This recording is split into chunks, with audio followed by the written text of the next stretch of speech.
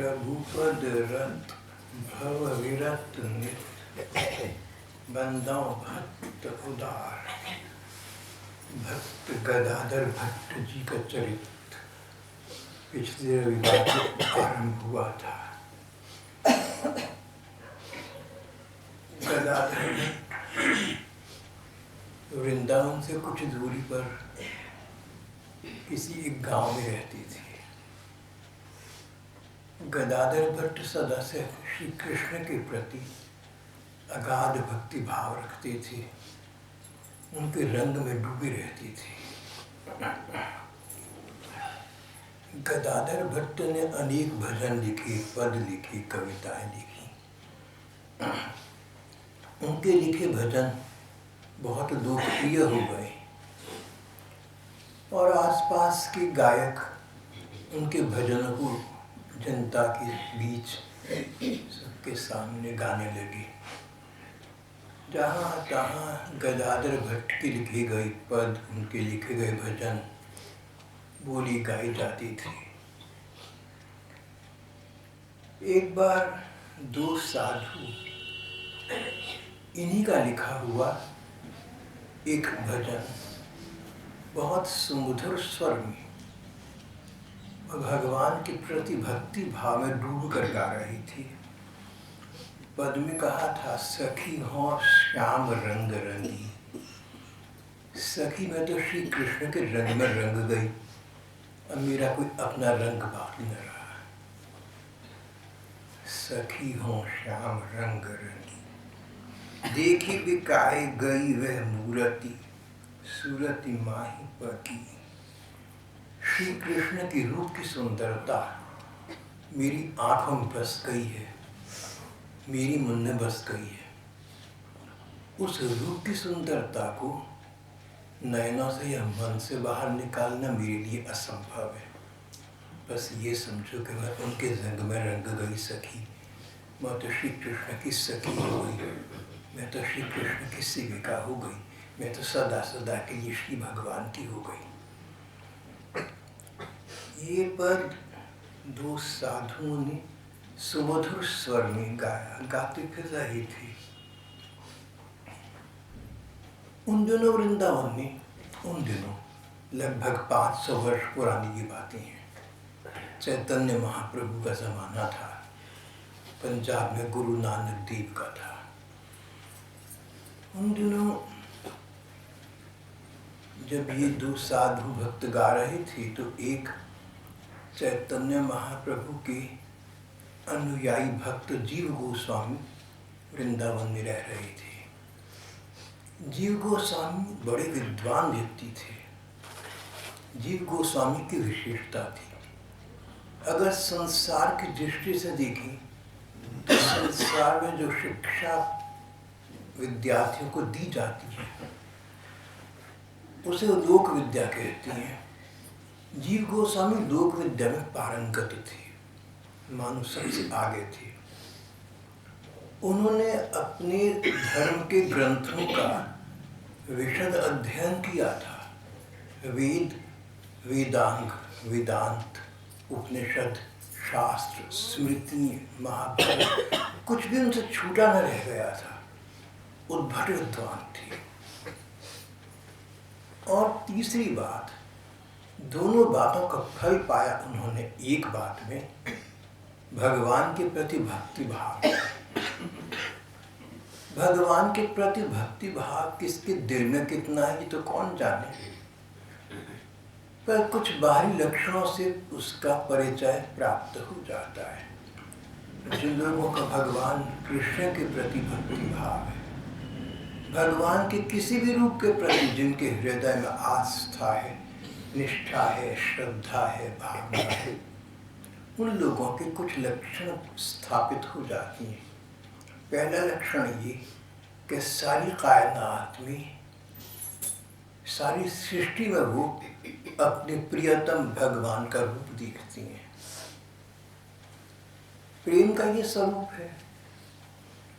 कोई व्यक्ति किसी व्यक्ति के प्रति दूसरे का प्रेम हो तो आते जाते अन्य व्यक्तियों को दूर से दिखेगा तो उसे ये लगेगा कि मेरा प्रिय व्यक्ति तो नहीं आ रहा।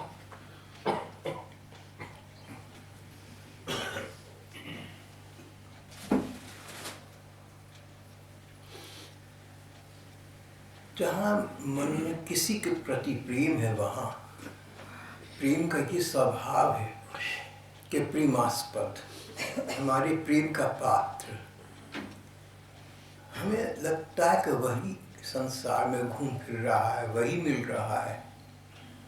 इस विषय में आपको ये तो पता ही है, लैला मजनू एक दूसरे को बहुत प्यार करती थी।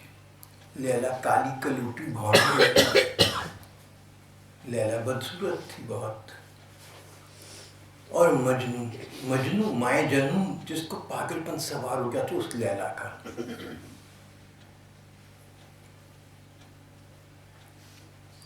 कॉलेज में पढ़ते थे, तो एक लड़का मेरा दोस्त था, वो कहा करता था कि गधी पे दिल आए तो परी क्या चीज है। मियां मजनू पर ये बात लागू होती थी। काली कलूटी बदसूरत लैला सारे में दिखाई देती, जहां देखता उसे लगता कि मेरी लैला आ जा रही। एक मजनू की क्या बात, जितने मजनू हैं, जितने लोग किसी के प्रेम में पागल हैं, सबके मन की यही स्थिति है। ऐसी स्थिति में जो लोग भगवान के पीछे पागल हैं, उनको न केवल सभी मनुष्य बल्कि सभी प्राणी, पशु पक्षी तक अपने प्रेमास्पद भगवान की रूप दिखें तो कौन सा आश्चर्य है। जो उच्च कोटि के भगवत प्रेमी हैं, पराकाष्ठा को प्राप्त कर गए, वो तो दोषी लोगों के दोषों को नहीं देखते, उनके दोषों में कोई गुण देख लेती हैं। उनको लगता है मेरे ठाकुर इस रूप में लीला कर रही हैं, कभी लगता है कि मेरे भगवान इससे ऐसा करवा रही हैं। तदावलोकयति, ऐसी दृष्टि बन जाती है। ऐसे भक्त कम होते हैं, वह कहीं होते भी हैं, ऐसा न समझना का असंभव है। हमारे देश में ऐसे भक्त हुए, हो सकता है कहीं आज भी हों, जिनमें भगवत प्रेम की ये पराकाष्ठा देखने में आई, उच्चतम स्थिति। गदाधर भट्ट उन भक्तों में से थे। किसी के दोष उन्हें दिखते नहीं थे। अगर मैं कहूँ ना आपसे कि गदाधर किसी का दोष देखते नहीं थे, तो ये व्याकरण का वाक्य अशुद्ध है, त्रुटिपूर्ण है। ठीक वाक्य है, उनको दोष दिखता नहीं था, उनकी दृष्टि ऐसी बन गई, उनका मन ऐसा बन गया। देखो, अगर हमें संसार में लोगों को दोष दिखते हैं ना, तो संसार तो गुण और दोषों के संयोग से बना ही है। पर अगर हम लोगों के दोष देखते हैं तो समझ लेना कि हमारी दृष्टि दूषित है। इतना निश्चित समझ, अपनी दृष्टि को दूषित मत रखना। अगर दोष संसार में है तो अभी तुम दोष मत देखना। कवि थे हिंदी के, शायद उनका नाम जायसी था, बदसूरत थी, नाम बहुत था। राजा ने दरबार में बुलाया, टेढ़े मेढ़े काली कलूटे चलते हुए टेढ़े राजा के पास पहुंचे। राजा हंस पड़ा उनका ये शक्ल सूरत देखकर। जायसी ने बुरा नहीं माना, पर एक प्रश्न पूछा, महाराज आप किसको देखकर हंसे, मुझे या मुझे बनाने वाले को? किस पर हंसे आप, मेरे पर हंसे या मुझे बनाने वाले पर हंसे? भगवान की सृष्टि में हूँ, जैसा भगवान ने बनाया वैसा। चलो, बात ये कि गदाधर भट्ट इतने ऊंचे दर्जे के भगवान के भक्त थे कि दोष कहीं हों तो भी उन्हें दोष नजर नहीं आते थे। परिणाम ये कि दोषी लोग उनके संपर्क में आकर गुणवान हो जाते थे, सुधर जाते थे। हम अपने को ऐसा बनाएं कि किसी के दोष दिखे नहीं, और दिखे तो दोषी व्यक्ति हमारे संपर्क में आकर गुणवान हो जाए। गदाधर भट्ट का ये पद कोई दो साधु गा रहे थे, सखी हों श्याम रंग रंगी। सखी मैं तो श्री कृष्ण के रंग में रंग गई, मेरा तन, मेरा मन, मेरे नयन, मेरा सब कुछ उनका हो गया, अपना तो कुछ रहा नहीं। उन दिनों वृंदावन में जीव गोस्वामी नाम के उच्च कोटि के परम संत विराज रहे थे, चैतन्य महाप्रभु के समकालीन। उन्होंने सुना, बाहर निकल आकर आए अपनी कुटिया से, साधुओं से पूछा, ये भैया भजन तुम किसका गा रही थी? बोली गदाधर भट्ट हैं गांव में, बहुत अच्छे पद लिखते हैं, उनका गा रही थी। बोली अच्छा, गांव जाओ ना तो मेरा रुपता, मेरा पत्र, मेरा चिट एक उधर दे देना। साधु गदाधर भट्ट के गांव में गए। गदाधर भट्ट के पास पहुंचे। सूर्योदय नहीं हुआ था, प्रातः काल का समय था, अभी सूर्य उदित नहीं हुआ था। जितने लोग मेहनत करने वाली हैं ना, कहीं निष्ठा रखती हैं, उनके पास इतना समय नहीं होता कि सुबह सुबह का सुंदर शांत समय सोकर बिता दें। आप कोई भक्त देखें, कोई महापुरुष देखें, विज्ञान वेत्ता देखें, समाज सुधारक देखें, अच्छे मेधावी छात्र देखें, सुबह सुबह उठ बैठती हैं। भारत की 4% जनता सुबह 4 बजे के लगभग उठ बैठती है। ऑस्ट्रेलिया की 6% जनता लगभग 5 बजे के लगभग उठ बैठती है। ऐसे अंतर्राष्ट्रीय आंकड़े बतलाते हैं। गदाधर भट्ट का पत्र लेकर दो साधु, जीव गोस्वामी, दोबारा कहूँगा, जीव गोस्वामी का पत्र लेकर दो साधु गदाधर भट्ट के पास पहुँचे। सुबह सुबह का समय था। गदाधर भट्ट दातुन कर रहे थे।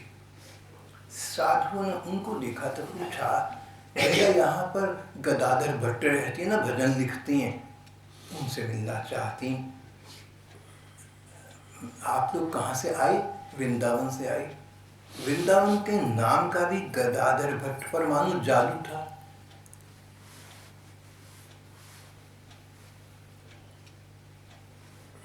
जैसे कोई नवविवाहिता वधू कन्या हो, बहू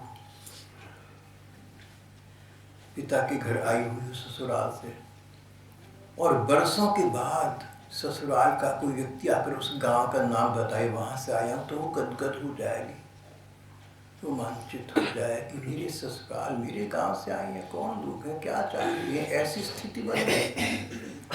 गदाधर भट्ट की ऐसी मनोदशा बन गई। प्रसन्न हुई।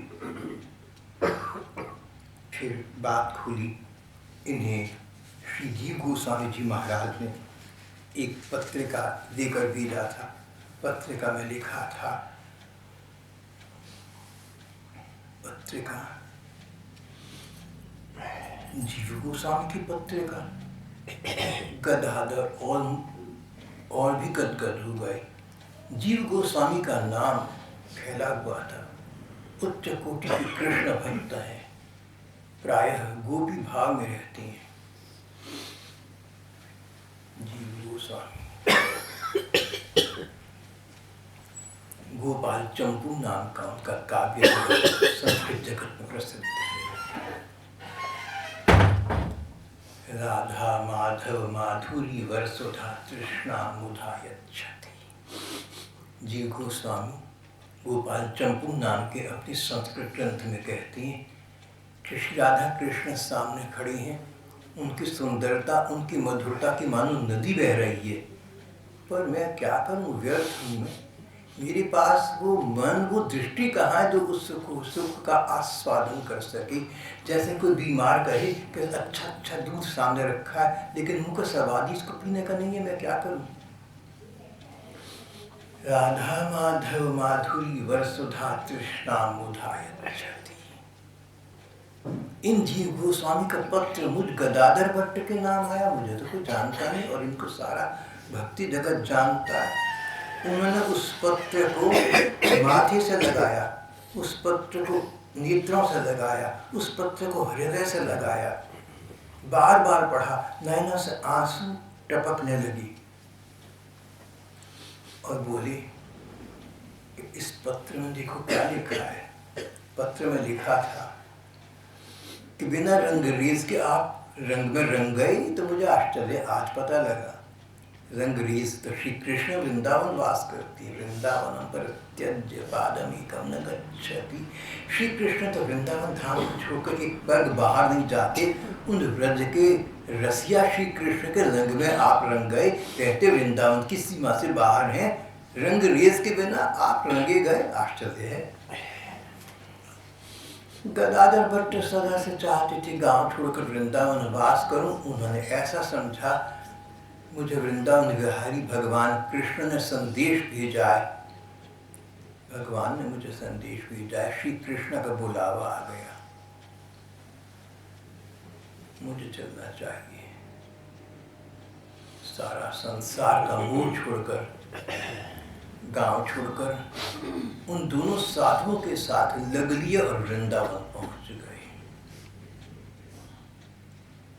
और एक बार वृंदावन आई तो, और एक बार वृंदावन आए गदाधर भट्ट तो दोबारा बाहर न गए। वृंदावन आई, वहीं के हो गए, वहीं के बनकर रह गए।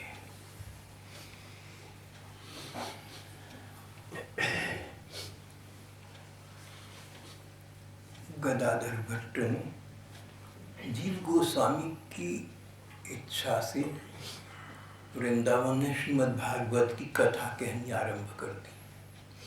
श्रीमद् भागवत, पुस्तक का नाम भागवत है। श्रीमद् आदर की लगाते हैं, जैसे आपके नाम से पहले कोई श्री लगा दे।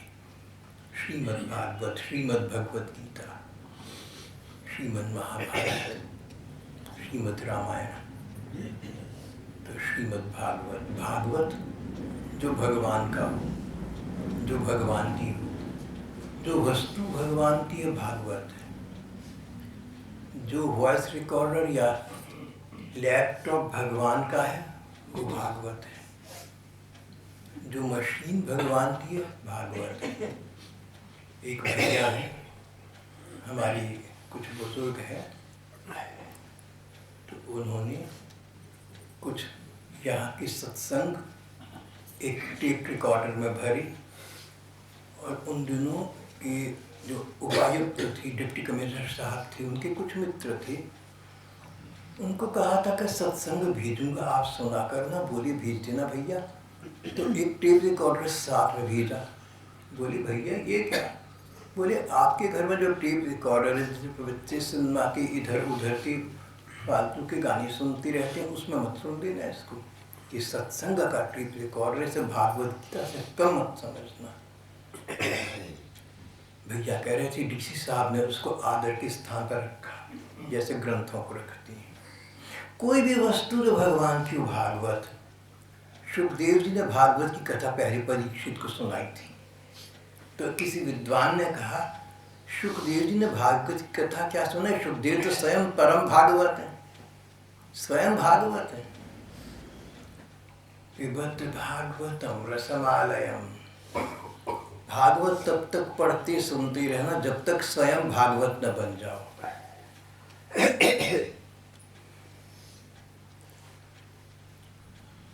पूज्य श्री जीव गोस्वामी जी ने आज्ञा दी, गदाधर तुम भागवत की कथा किया करो भैया। 500 बरस पुराना वृंदावन, आज हम लोग उसकी कल्पना लगभग नहीं कर सकते। वृंदावन में वहाँ की जनसंख्या, अपनी जनसंख्या बहुत कम थी। बाहर के लोग जो साधु विरक्त होकर वृंदावन में श्रद्धा से आए गए, वो लोग झोंपड़ी कुटियाँ बनाकर रहती थी। पुराने पुराने मंदिर कहीं थे, कहीं कहीं लीला स्थलीय थी भगवान कृष्ण की, जहाँ भगवान कृष्ण ने 5,500 बरस पहले अवतार लिया। जो जो लीलाएँ की वृंदावन ने की, कई लीला स्थलियाँ उनकी वहाँ प्रसिद्ध हैं।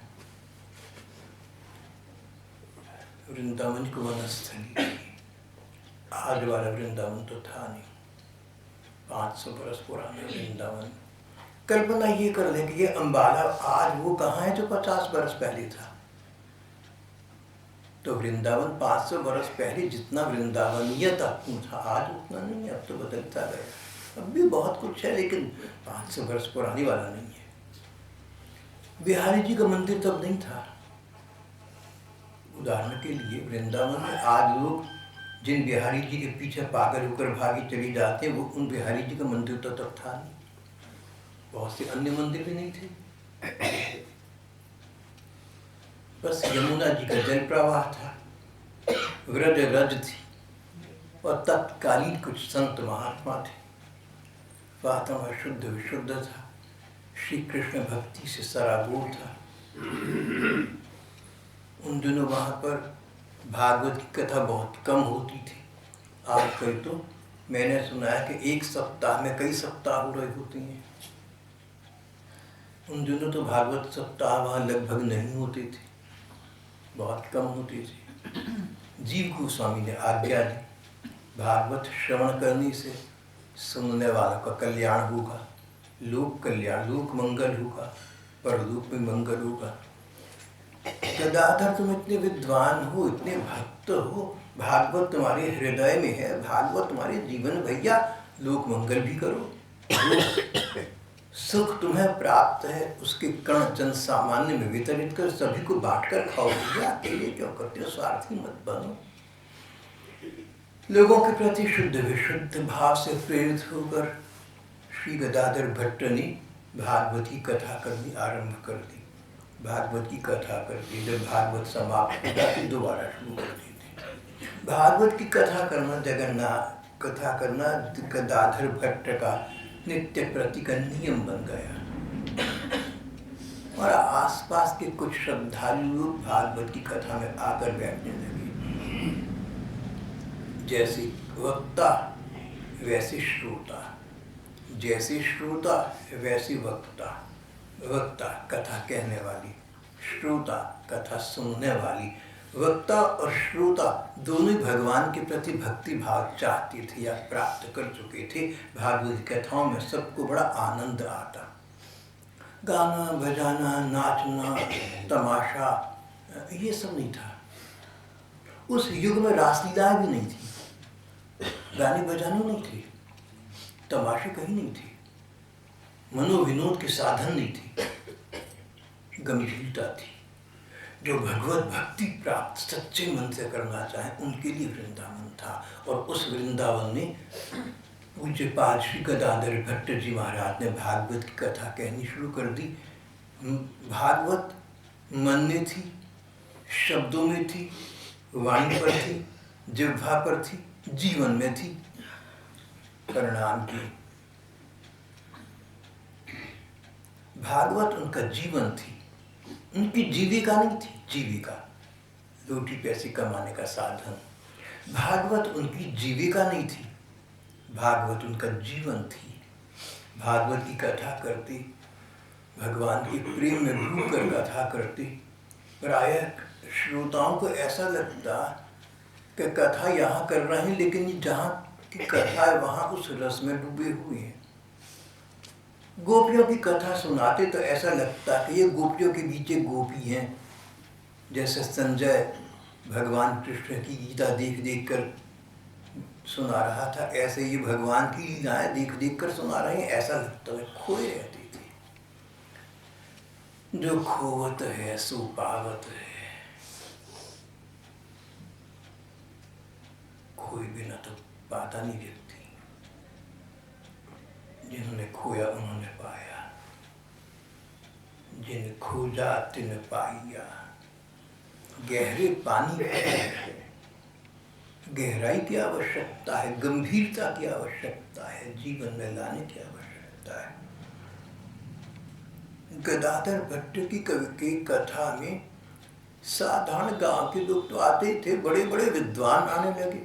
ऐसा लगता था उनकी वाणी से अमृत बरस रहा है, मानो अमृत की वर्षा हो रही है।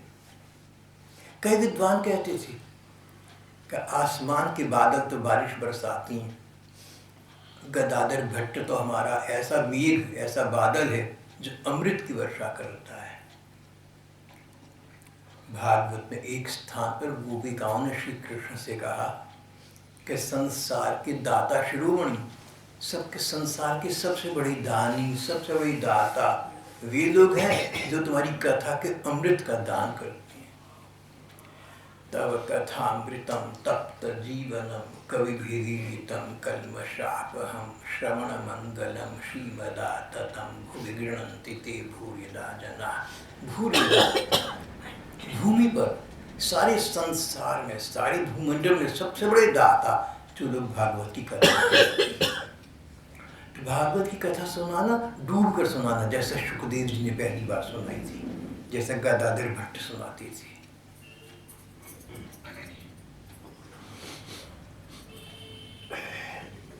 बड़े बड़े विद्वान, बड़े बड़े लोग इनकी कथा में आकर अमृत रस का आस्वादन करने लगे। श्रोताओं के मन में बात ये थी कि गदाधर भट्ट भागवत पढ़कर जो भक्तों के लक्षण बतलाती हैं, भगवान के प्रेमियों के लक्षण बतलाती हैं, वो सब लक्षण स्वयं गदाधर जी के जीवन में हैं। सबको दिख रही थी। उनके प्रति अगाध श्रद्धा का भाव था। उनके श्रोताओं में एक बहुत श्रद्धालु और विद्वान श्रोता थे कल्याण सिंह राजपूत। बड़े बहादुर व्यक्ति थे, तलवार पास रखते थे, बड़े बड़े डाकुओं से, बड़े बड़े असामाजिक तत्वों से जूझ लेने की सत्ता रखते थे, साहसी व्यक्ति थे। बस कथा में आने का नियम दे दिया। कथा सुनकर उनकर कथा का ऐसा प्रभाव पड़ा कि संसार के सुख भोगों से विरक्त हो गए। इंद्रियों के सुख में क्या रखा है भैया, अंगों के सुख में क्या रखा है, जिह्वा के सुख में क्या रखा है, शरीर के सुखों में क्या रखा है। ये तो तभी तक है जब तक शरीर है, और शरीर है तो तब तक जब तक रोग नहीं लगे। बीमारी लग जाए तो शरीर के सुख समाप्त, बुढ़ापा आ जाए तो इंद्रियां शिथिल पड़ गई। कथा सुनते सुनते कल्याण सिंह राजपूत संसार से विरक्त हो गए, शरीर सुखों से विरक्त हो गए। परिवार में रहते केवल परिवार के प्रति कर्तव्य पालन करने के लिए तन से परिवार में, पत्नी बच्चों के पास, और मन से भगवान के चरणों में या गदाधर भट्ट के चरणों में। कल्याण सिंह की पत्नी साधारण महिला थी। उसने देखा कि मेरे पति देव तो संसार से, परिवार से, हम लोगों से विरक्त हो गए। उसे बड़ा बुरा लगा। सोचा अगर किसी प्रकार भट्ट जी की बदनामी हो जाए, अपयश हो जाए, तो मेरे पति देव उनके प्रति श्रद्धा का भाव छोड़ देंगे, घर वापस आ जाएंगे। एक गरीब धोबन को उसने समझा बुझाकर षड्यंत्र बनाकर भेजा। जब कथा चल रही थी तो वो महिला सीधी भट्ट जी के पास आकर बोली, महाराज संतान होने का समय आ गया है, अब तो आप ही व्यवस्था करिए। आप तो ऐसे हो गए मानो आपको परिचय ना हो। मैं आपके पीछे मारी मारी फिरती रही, आज आपकी कथा में आना पड़ गया। आप अपनी जिम्मेदारी निभाएं। लोगों ने सुना तो आग बबूला कई हो गए। ये तो असंभव है। गदाधर भट्ट का तो किसी से सांसारिक संबंध ही नहीं हो सकता। लेकिन दूसरा बड़ा आश्चर्य तब वो गदाधर बोले, देवी तुम ठीक कहती हो, मैं तुम्हारा स्मरण किया करता था। बैठो, कथा समाप्त हो, तुम्हारी व्यवस्था कर दूंगा। कथा समाप्त हुई। यहाँ पर कथाकार कहते हैं कि देखो, भट्ट जी ने कहा मैं तुम्हारा नित्य स्मरण किया करता था, तो क्या उन्होंने झूठ बोला?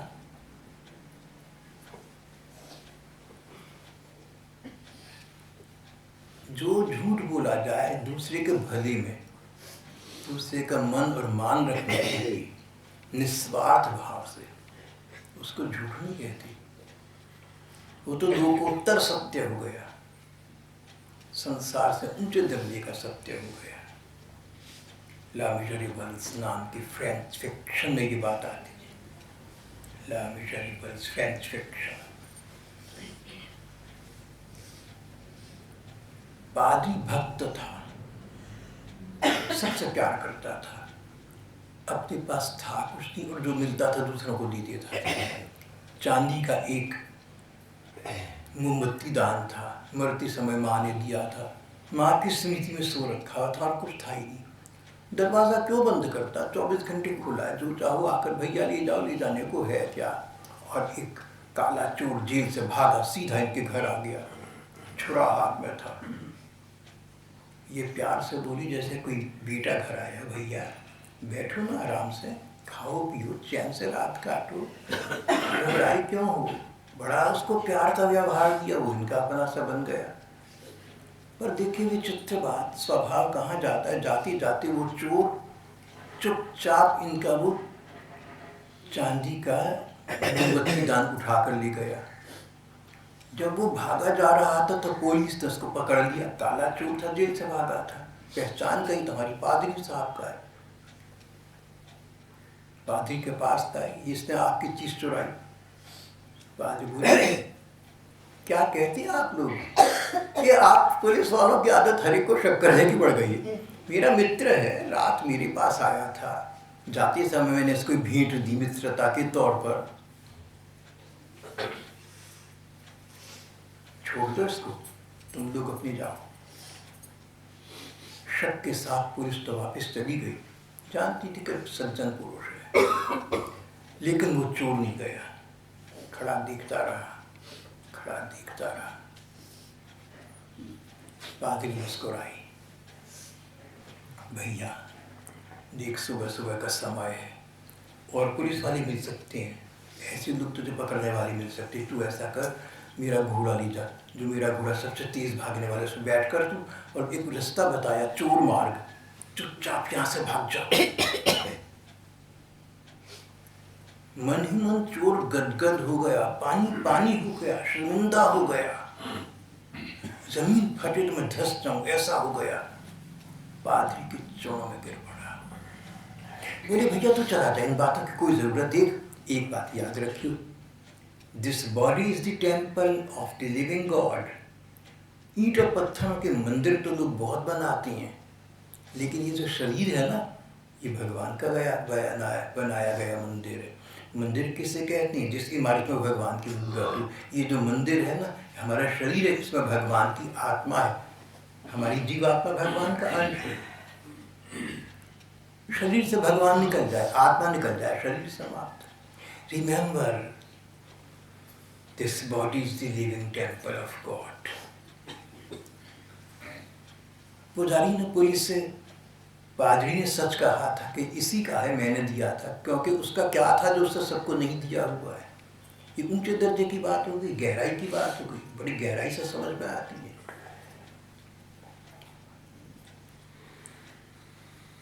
और यहाँ पर गदाधर भट्ट बोले इस महिला की बात ठीक है, बेचारी ठीक कह रही है, मेरी इस पर निगाह थी, मन में विचार था, अब मैं इसका ध्यान रखूंगा। संतों के अद्भुत चरित्र को कौन समझता है, सर्वत्र अपने परम प्रिय प्रभु को देखते हैं, किसी का स्मरण नहीं करते, ये कैसे कह सकते हैं। सारे संसार में भगवान, सब में भगवान, जो भगवान का स्मरण करते हैं सारे संसार का स्मरण नहीं करते, ये कैसे कह सकते हैं। अगर मैं आपको याद करता हूँ, इसका मतलब ये थोड़ा हुआ कि मैं कहूँ कि मैं तुझे तो याद करता हूँ, लेकिन तेरे कान और नाक को नहीं याद करता। अरे कान नाक बना कर तो शरीर बना है,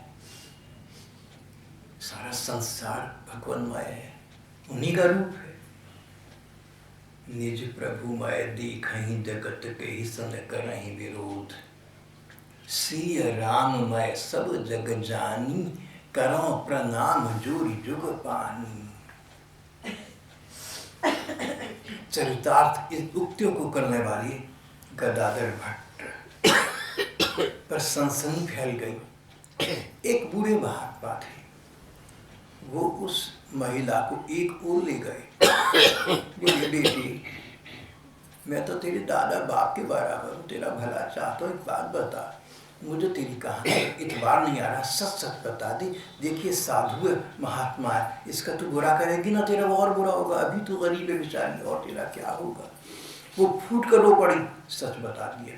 कल्याण सिंह राजपूत की पत्नी ने मुझे 20 रुपए दिए कि तू ऐसा कहियो, उनकी बदनामी होगी। जब ये बात खुली तो कल्याण सिंह राजपूत ने गुस्से में तलवार निकाली, पत्नी को मार डालने के लिए चाहता हूँ। गदाधर भट्ट बोले, रुको भैया, बात तो सुनो जी। बोले, सुधार तलवार से नहीं होता, क्रोध विरोध से किसी का कल्याण नहीं होता। नफरत को प्यार से जीतो भैया। भागवत पढ़ी तुमने, मेरे से क्या पढ़ा तुमने? कल्याण। अरे तो पत्नी का कल्याण करना चाहता है तो प्यार से लाकर सुख समझा, उससे आदर से बात कर, जो उसकी आवश्यकताएं हैं उनकी पूर्ति कर। तेरी पत्नी है, उसका ध्यान रख भैया, ऐसा मत कर। धोबन तो इनके प्रति समर्पित हो ही गई थी। जब पत्नी को पता लगा, वो भी इनके चौं में आ गई, गदाधर भट्ट के चौं में आ गए। भट्ट जी, मेरे पति क्या, आज से मैं भी आपकी चरण सेविका हो गई, मुझे भी आप इस ओर लगा दीजिए। आज मेरे ज्ञान चक्षु खुल गए, आज मेरी अंदरूनी आंखें खुल गई।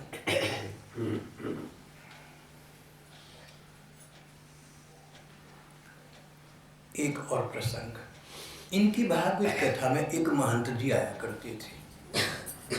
तो उन्होंने देखा कि जब सरस प्रसंग आती हैं तो कई लोगों के आंखों में आंसू भर आती हैं, लोगों ने भक्त मानती हैं। मेरी आंखों में तो कभी आंसू नहीं आए। महंत जी हल्की सी मिर्चें एक पोटली में साथ डालने लगी। जब कोई ऐसा प्रसंग आता तो पोटली आंखों से ऐसे छुआते मानो आंसू आ रहे हैं। उसमें थोड़ी मिर्चें थी तो सचमुच भी आ जाती।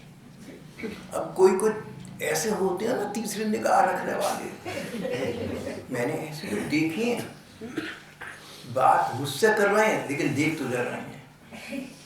मैंने ऐसे देखे हैं, निगाह कहीं और निशाना कहीं।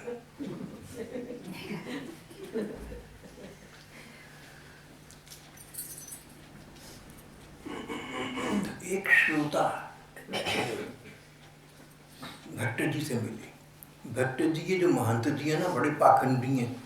ये पोटली चलाते हैं ताकि लोग इन्हें भक्त समझे, आंखों में आंसू आए। बोले, अच्छा भागे गए महंत जी, आपके दर्शन से मैं कृतार्थ हो गया। महंत जी चकित, महाराज जी क्या कह रहे हैं? बोले, भागवत में लिखा है कि भगवान की कथा सुनकर जिन आंखों में आंसू न आए उनमें मिर्चें लगा दो। आपने सचमुच मिर्चें लगा दी। मैं कहता रह गया, आपने करके दिखाया। धन्य है। ऐसा कोई सच्चे मन से कहा, कुछ नहीं कहा, सच्चे मन से कहा।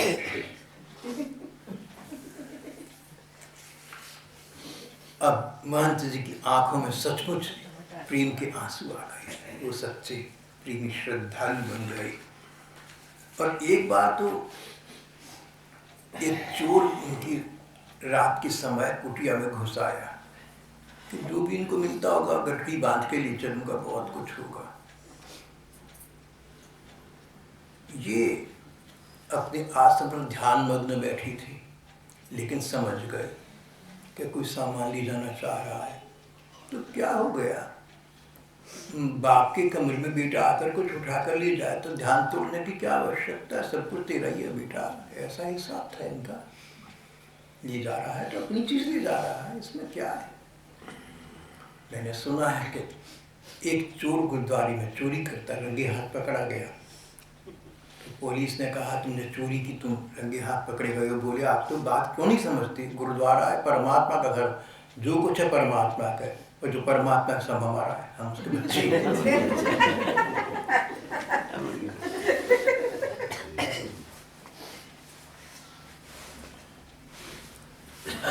भारी गठरी चोर से भट्ट जी ने देखा, गठरी भारी हुई, चोर से उठते हैं, आसन से उठे, गठरी उसके मस्तक पर उठवाकर रख दी। चोर ने कहा, आप कौन? बोले, गदाधर भट्ट में कथा करता हूँ मैं। तो भैया तुम ही लोगों के लिए कथा है, तुम ही लोगों का है। चोर ने गठरी रख दी। बोला, पंडित जी क्षमा करना, बहुत भूल हो गई। भैया क्षमा क्यों मांग रहा है? दुखी क्यों होता है? तू प्राणों का भय छोड़कर अंधेरी रात में यहाँ आकर तुमने कष्ट उठाया, इतना श्रम किया, तेरी आजीविका भी यही है, चोरी करना। 2 दिन में मेहनत करते हैं, तो रात में मेहनत करता है, तो डबल मेहनत हो गई। और खतरा मोल लेता है। तो ऐसा कर, ये जो गठरी तूने बांधी तो तेरा अधिकार बनता है, इसमें कोई किसी का एहसान नहीं भैया, गठरी देकर तो चंपत हो रहा। चोर की समझ में ना आए कि महाराज जी से कहे तो क्या कहे। उसने तो कल्पना में भी ऐसा नहीं सोचा था। बोले जिसने तुझे भेजा है ना, जो सारे संसार का पालन करता है, तू गठरी दे जा, मेरी अवस्था है वो स्वयं कर देगा भैया, चला जा लेकर के। चोर फूट फूट करने लगा। संत हृदय नवनीत समाना, भगवान के भक्तों का हृदय तो ऐसा कोमल होता है जैसे मक्खन। किसी जैसे मक्खन जरा सी गर्म चीज के पास आके तैर जाता है, दूसरा का दिल में जरा सा कष्ट देखकर भक्तों का कोमल हृदय द्रवित हो जाता है। चोरी तो छूट गई, पर चोरी छूटने के स्थान पर उसे क्या मिला? भगवान का प्रेम। अरे भगवान के भक्त इतने अपने और प्यारे होते हैं, इतने अच्छे होते हैं, भगवान कितने अच्छे होंगे। भगवान का भक्त हो गया। एक अन्य प्रकार की घटना है, दादा जी भगवान की, भगवान का छोटा सा मंदिर घर में बनाया हुआ था, कोठरी में रखा हुआ था, पूजा कर रही थी, सेवा कर रही थी। एक धनी श्रद्धालु आया, बहुत सी भेंट की सामग्री लेकर आया। एक सेवक ने सोचा कि भट्ट जी के पास तो कुछ होता नहीं, श्रद्धालु है और धनी है, बहुत कुछ देगा। जाकर बोला, महाराज जी एक श्रद्धालु आए हैं, आप जरा उनसे मिल लें, ठाकुर जी की सेवा का कार्य थोड़ी देर के लिए मैं कर देता हूँ। हंस पड़े, बोले भैया जिन भगवान ने उस श्रद्धालु को भेजा है वो भगवान मेरे लिए क्या नहीं भेजेंगे, तू क्यों चिंता करता है। और एक श्रद्धालु के धन के लिए मैं भगवान की सेवा रूपी धन त्याग दूं, कैसी बात कर रहा है पगले, मेरे पास रहता और बातें उपराम करता, ऐसे नहीं सोचा करते। उस श्रद्धालु ने ये बात सुनी तो और भी अधिक श्रद्धालु हो गया। उसने धन के साथ अपना तन मन भी इनके चरणों में रख दिया, पूरा समर्पित हो गया। इन्होंने कहा भैया तेरा मन ठाकुर के लिए है, हम सबका मन भगवान के लिए है। मन को रद्दी की टोकरी न बनाना, मन में गलत चीज़ें मत डाल देना, जैसे रद्दी की टोकरी में रद्दी कागज, डस्टबिन में कूड़ा कबाड़। तो मन को कूड़े कबाड़ की टोकरी मत बनाना, मन को रद्दी की टोकरी मत बनाना। मन तो भगवान का मंदिर है, इसको भगवान का मंदिर रहने दो। मन में भगवान का निवास है, उनका स्मरण करो। इस प्रकार की गदाधर भट्ट के जीवन के अनेक घटनाएं क्रम हैं, एक नहीं अनेक। थोड़े से यहाँ दीर्घदर्शन एक झलक दिखाई गई। जो लोग भगवान के प्रेमी भक्त हैं उनके जीवन में लक्षण होते हैं। अगर हमारे जीवन में नहीं है तो हम लाने का प्रयत्न तो करें, प्रयास तो करें। कुछ न कर सकें, अपने मन को निर्बल बनाने का प्रयत्न अवश्य करें। पहली बात, दूसरों के दोष देखना बंद कर दो। दूसरी बात, कोई अच्छी बात पता लगे उसको अपने जीवन में लाने का अपना सा प्रयत्न करो। तीसरी बात, समय निकाल कर थोड़ा सा भगवान के रूप का ध्यान करो। ना हो सके तो भगवान के नाम का जप करने लगो। तो न हो सके तो स्वाध्याय, किसी अच्छी पुस्तक का पाठ करने लगो। सो भी ना हो सके तो कहीं सत्संग में समय बिताओ, अच्छी लोगों के साथ, भगवत जनों के साथ भाविए। येन केन प्रकारेण, जैसे तैसे हो सके, ज्यों त्यों तुलसी कृपाल चरण शरण पावे। भगवान जैसे तैसे भी हो सके तो मुझे अपने चरणों की शरण प्रदान कर दो, मुझे अपना स्मरण प्रदान कर दो। मेरे ठाकुर, मेरे हृदय में निवास कर लो, मेरी आंखों में बस जाओ, मेरे रोम रोम में तुम व्याप्त हो जाओ, तुम व्याप्त हो जाओ। सभी जीवों में मुझे तुम्हारी झलक दिखे, किसी के प्रति क्रोध विरोध मन में उत्पन्न न हो। ठाकुर तुम मुझे अपने चरणों में प्रेम प्रदान करो भगवान, मुझे अपने चरणों में स्थान प्रदान करो मेरे ठाकुर। मेरी बुराई भलाई का विचार न करो, जो हम भले बुरे सो तेरे मेरे ठाकुर। मेरी पात्रता अपात्रता का विचार न करो, मेरी योग्यता अयोग्यता न देखो। तुम अनाथ नाथ हो, तुम दीन दयाल हो, तुम करुणा करने वाले हो। अपनी करुणा मुझ पर बख्शी दो मेरे ठाकुर, मुझे अपने चरणों में स्थान दो, मुझे अपना लो। यहाँ आज का प्रसंग हम समाप्त कर देते हैं।